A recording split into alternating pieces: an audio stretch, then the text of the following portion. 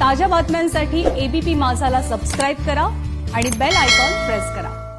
भाजीपाला आणि कांद्यानंतर आता डाळींच्या किमती मोठ्या प्रमाणात वाढताना दिसतायत। 90 रुपये किलोच्या घरामध्ये असलेली डाळ आता थेट 120 रुपये किलोवर जाऊन पोहोचली आहे। सर्वच डाळीच्या किमती किलोमागे 20 रुपयांनी वाढल्यानं याचा फटका सर्वसामान्यांना बसतोय। गेल्या काही महिन्यांमध्ये राज्यामध्ये सर्वच भागात मुसळधार पावसामुळे डाळींच्या उत्पादनावर परिणाम झालाय। त्यामुळे एपीएमसी मधील डाळींची आवक 40 ते 50% घटली आहे।